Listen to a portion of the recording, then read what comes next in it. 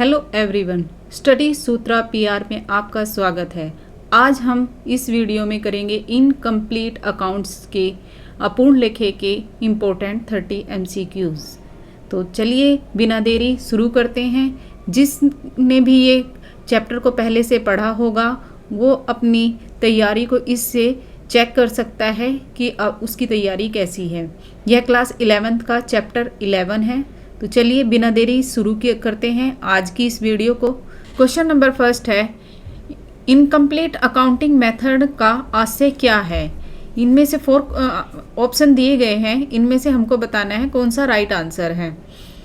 तो आप देख सकते हैं इसमें 4 ऑप्शन दिए गए हैं। तो ऑप्शन ए है, सभी व्यवहारों का दोहरा लेखा नहीं किया जाता है। बी है, दोहरे खाते खोले जाते हैं। सी है, व्यवहारों को एक पक्षीय एवं द्विपक्षीय लिखा जाता है, सभी लेखे रखे जाते हैं। तो इसमें इनकम्प्लीट अकाउंट में सभी लेखे नहीं रखे जाते। तो हमारा राइट आंसर होगा सभी व्यवहारों का दोहरा लेखा नहीं किया जाता है। ऑप्शन ए राइट आंसर है। नेक्स्ट चलते हैं।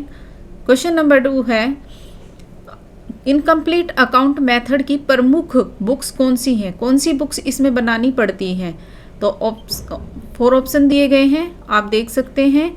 ऑप्शन डी इसका राइट आंसर है, cash book, personal accounts, invoice, vouchers etcetera.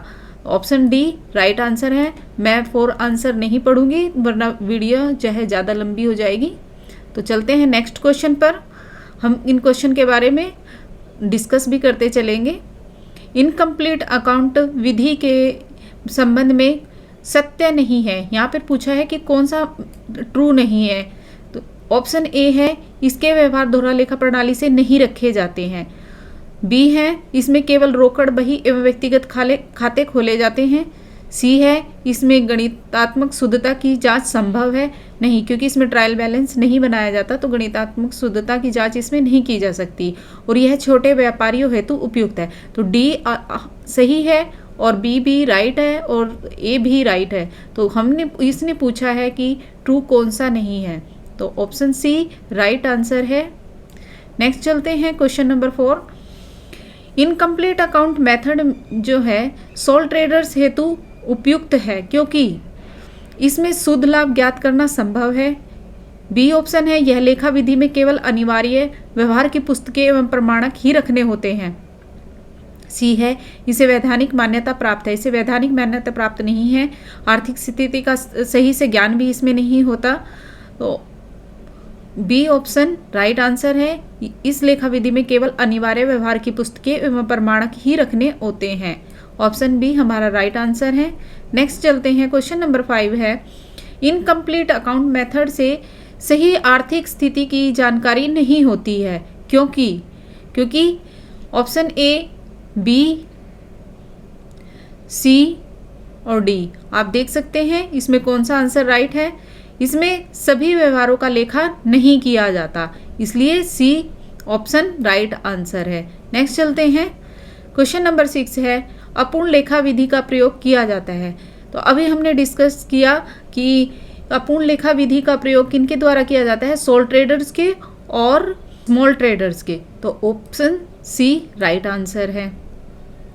Question number 7 है, इनमें से बताना है, 4 ऑप्शन दिए गए हैं, इनमें से बताना है कि नेट प्रॉफिट इनकम्प्लीट अकाउंट में नेट प्रॉफिट निकालने का सही फॉर्मूला क्या होता है। तो क्लोजिंग कैपिटल में हम ड्राइंग को ऐड करते हैं और माइनस एडिशनल कैपिटल, और जो हमने अतिरिक्त पूंजी लगाई होती है और प्रारंभिक जो हमारी पूंजी होती है उसको हम माइनस करते हैं। ऑप्शन बी राइट आंसर है। क्वेश्चन में दिया गया है कि यदि अंतिम पूंजी 77,000 है, ड्राइंग 7,000 है, ओपनिंग कैपिटल 69,000 है, इंटरेस्ट ऑन कैपिटल 2,000 है और पार्टनर्स की सैलरी 3,000 है, तो नेट प्रॉफिट क्या होगा। तो देखिए ओपनिंग लास्ट की जो क्लोजिंग कैपिटल है वो 77,000 है, प्लस करेंगे हम ड्राइंग, तो 77 + 7 हो गया 84,000। इसमें से हम जो ओपनिंग कैपिटल है उसको माइनस कर देंगे 69, तो ये रह जाएगा 15,000। फिर पूंजी पर ब्याज दिया गया है, हम उसको भी लेस कर देंगे 2,000 को, तो ये हमारा 13,000 बचेगा। फिर उसमें से हमको सैलरी, पार्टनर्स की सैलरी भी माइनस करनी है 3000। इसके बाद ये 11,000, इसके बाद हम पार्टनर्स की सैलरी 3000 इसमें से माइनस करेंगे और हमारे पास बचेगा 10,000 का profit. Option D right answer है। नेक्स्ट क्वेश्चन है क्वेश्चन नंबर 9। प्रारंभिक पूंजी ज्ञात करने के लिए बनाया जाता है। जो स्टार्टिंग की कैपिटल है उसको किस चीज़, इनकम्प्लीट अकाउंट में हम क्या बनाते हैं? तो बैलेंस शीट तो हम जब हम डबल अकाउंटिंग सिस्टम से लेके रखते हैं तब बनाते हैं। तो बी राइट आंसर है। पोजीशन स्टेटमेंट, स्थिति विवरण। नेक्स्ट क्वेश्चन है अपूर्ण लेखों में बैंक शेष ज्ञात होगा। ऑप्शन ए रोकड़ बही से, बी बैंक खाने की रोकड़ बही से। तो बी ऑप्शन हमारा राइट आंसर है, from the cash book of the bank account. Next question है क्वेश्चन नंबर 11 है क्रेडिट परचेज ज्ञात करने के लिए क्या बनाया जाता है? तो ऑप्शन सी राइट आंसर है, from the total creditors account. Total creditors account को बनाने से हमें क्रेडिट परचेज के बारे में भी पता चल जाता है। ऑप्शन सी राइट आंसर है। नेक्स्ट चलते हैं क्वेश्चन नंबर 12 है डिस्काउंट रिसीव्ड, क्या लेखा होगा इसका? तो ऑप्शन ए कुल लेनदार खाते के क्रेडिट में, बी कुल लेनदार खाते के डेबिट में, कुल देनदार खाते के क्रेडिट में, रोकड़ बही में। आप देख सकते हैं, पहले आप भी कोशिश कीजिए कि इसका आंसर क्या होगा। तो डिस्काउंट रिसीव्ड, जब हम बट्टा रिसीव करने का मतलब होता है कि हमने क्रेडिटर से डिस्काउंट प्राप्त की, इससे हमारे क्रेडिटर्स डिक्रीज हो जाएंगे। और क्रेडिटर जब कोई लायबिलिटीज डिक्रीज होती है डेबिट होती है। तो to the debit of total creditors account, B option right answer है। नेक्स्ट क्वेश्चन है bills payable not paid account will be, देय बिलों का भुगतान नहीं किया तो इसका लेखा कहाँ पर किया जाएगा? जब हम बिल्स पेबल्स का पेमेंट नहीं करेंगे तो हमारे क्रेडिटर्स इंक्रीज हो जाएंगे, और जब क्रेडिटर इंक्रीज होंगे तो यह क्रेडिट होंगे। तो to the credit of sum credit account, कुल लेनदार खाते के क्रेडिट में, सॉरी यहाँ पे सम लिखा हुआ है, टोटल क्रेडिटर अकाउंट आएगा। ऑप्शन ए राइट आंसर है। नेक्स्ट क्वेश्चन है क्वेश्चन नंबर 14। यह एक न्यूमेरिकल क्वेश्चन है। क्रेडिटर्स का जो ओपनिंग बैलेंस है वो 10,000 है और क्लोजिंग बैलेंस 55,000 है। इसमें डिस्काउंट 2,000 की है और जो कैश में पेमेंट किया गया है वो 2,000 है। हमें क्रेडिट परचेज के बारे में बताना है। तो देखिए, क्रेडिटर हमेशा क्रेडिटर का ओपनिंग बैलेंस क्रेडिट होगा, क्योंकि क्रेडिटर्स एक लाइबिलिटीज़ होते हैं। देखिए, जो हमारे पास यहाँ पर क्रेडिटर्स थे उनमें से हमने 2,000 का बट्टा दिया और 2,000 का पेमेंट कर दिया, तो 4,000 तो ये क्रेडिटर्स हो गए, और फिर लास्ट में हमारे पास 25,000 के बचे भी हैं, तो ये हमारे हो गए 29,000 के क्रेडिटर्स। 29,000 में से हमने 10,000 हमारे पास ओपनिंग बैलेंस बचा हुआ है। तो जो लास्ट में 29 में से 10 माइनस करने के बाद जो 19 बचेंगे वो हमारे क्रेडिट परचेज बचेगी। ऑप्शन डी राइट आंसर है। नेक्स्ट क्वेश्चन है क्वेश्चन नंबर 15। इसमें पूछा गया है कि क्रेडिट परचेज 20,000 की है, क्लोजिंग क्रेडिटर बैलेंस 30,000 के हैं, कैश में पेमेंट 5,000 का किया गया है और बिल्स पेबल 2,000 के हैं। लेनदारों का ओपनिंग बैलेंस के बारे में बताना है। क्रेडिटर का हमें ओपनिंग बैलेंस बताना है। तो पहले हम देखेंगे कि क्रेडिटर्स का क्लोजिंग बैलेंस कितना है। 30,000 है यहाँ पर। उस नकद भुगतान कितना किया गया है? 5,000 और बिल्स पेबल है 2,000। तो 30 + 5 + 2 ये हो गए 37। 37 में से हम जो हमने क्रेडिट परचेज की है उसको माइनस कर देंगे, तो हमारे पास बचेगा 37 - 20 17,000। ऑप्शन बी राइट आंसर है। क्वेश्चन नंबर 16 है कौन से क्रेडिटर देय बिल खाते एवं लेनदार खाते दोनों को प्रभावित करता है? ऑप्शन ए देय बिलों का भुगतान किया, तो जब हम बीपी का पेमेंट करेंगे तो एंट्री होगी bills payable debit to cash, क्योंकि बीपी हमारे डिक्रीज हो जाएंगे इसलिए वो डेबिट होंगे, और कैश में हमारा जा रहा है तो कैश क्रेडिट होगा। ऑप्शन बी है लेनदारों के बिल स्वीकार किए, इसकी एंट्री होगी creditors account debit to BP account. तो ये दोनों ही इसमें यही पूछा गया है कि कौन सा क्रेडिटर्स और बीपी दोनों को इफेक्ट करेगा, तो ऑप्शन बी ये हमारा राइट आंसर होगा। नेक्स्ट चलते हैं क्वेश्चन नंबर 17। दे बिलो का कौन सा बैलेंस क्रेडिटर खाते में लिखते हैं? ऑप्शन ए है opening balance, closing balance, payment of bills payable, D है bills payable accepted during the year. तो डी ऑप्शन हमारा राइट आंसर है, क्योंकि जो वर्ष में स्वीकारे गए बिल हैं उनसे हमारे क्रेडिटर्स कम हो जाएंगे, जो अभी हमने ऊपर के क्वेश्चन में भी देखा है। क्वेश्चन नंबर 18 है बिल्स पेबल का ओपनिंग बैलेंस दिया गया है, क्लोजिंग बैलेंस दिया गया है और लेनदार खाते के डेबिट में लिखे जाएंगे। तो ऑप्शन ये हमारे ऑप्शन हैं।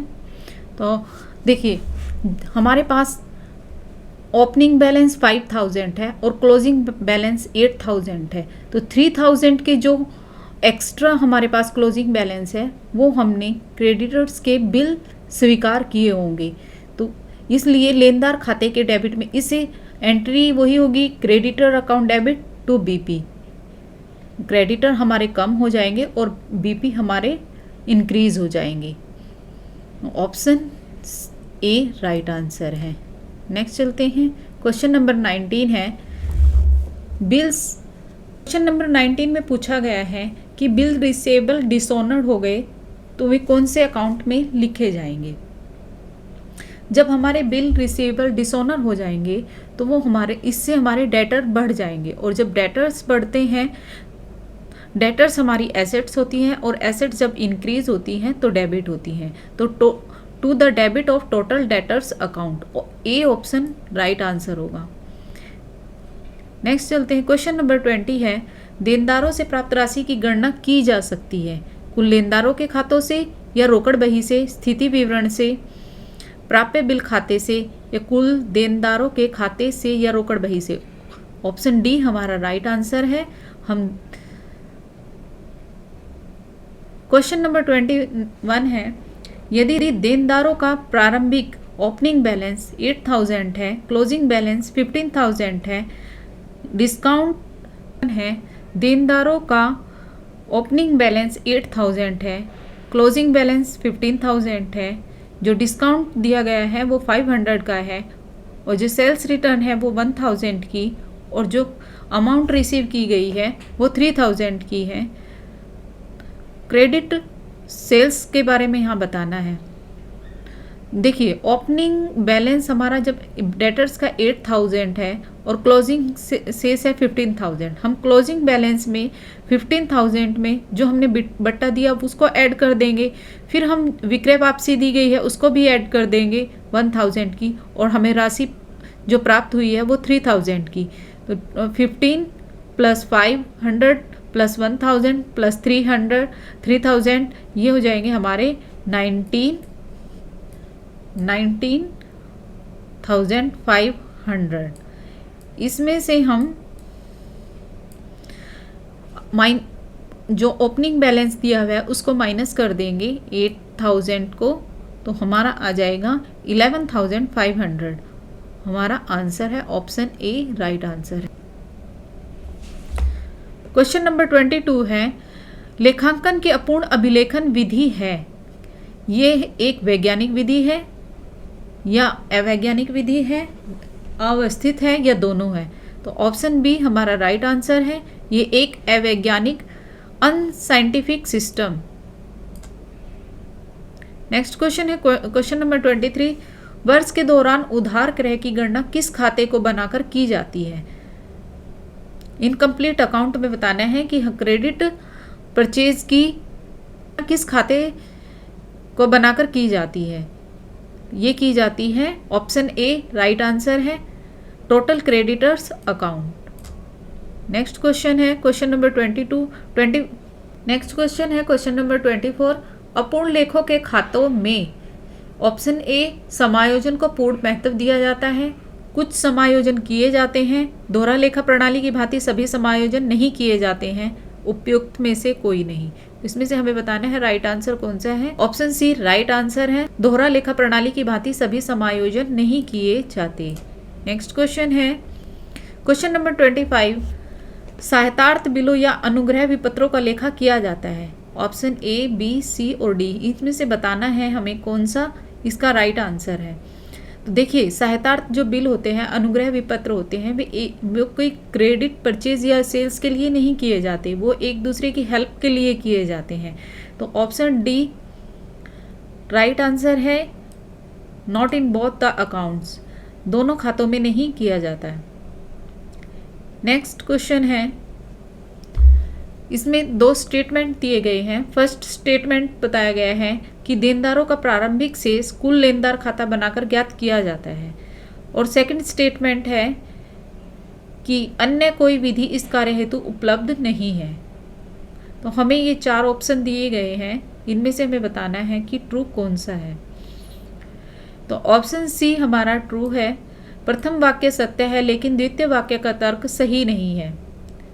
नेक्स्ट क्वेश्चन है 27, कुल लेनदार खाते के अतिरिक्त किस खाते की सहायता से लेनदारों का प्रारंभिक शेष ज्ञात कर सकते हैं। क्रेडिटर्स का ओपनिंग बैलेंस और किसकी सहायता से हम कर सकते हैं। ऑप्शन ए देवी पत्र खाता, बी अपूर्ण लेखों का क्रय खाता, सी रोकड़ खाता, या डी प्रारंभिक स्थिति विवरण। तो ऑप्शन डी हमारा राइट आंसर है। क्वेश्चन नंबर 28 है, इसमें बताना है कि इनकम्प्लीट अकाउंट्स के अंतर्गत जब हम नेट प्रॉफिट ज्ञात करते हैं तो उस समय करते समय वर्ष के दौरान लगाई गई जो एडिशनल कैपिटल होती है उसका समायोजन क्या होगा। तो ऑप्शन ये है प्रारंभिक पूंजी में से घटाई जाएगी, नहीं ये प्रारंभिक पूंजी में ऐड की जाती है, तो इसलिए ये रॉन्ग है। सेकंड है अंतिम पूंजी में जोड़ी जाएगी, नो। सी अंतिम पूंजी में से घटाई जाएगी, यस ये क्लोजिंग कैपिटल में से डिडक्ट की जाएगी। ऑप्शन सी हमारा राइट आंसर है। नेक्स्ट चलते हैं, क्वेश्चन नंबर 29 है, दिया गया है डेटर्स का ओपनिंग बैलेंस दिया गया है 2000,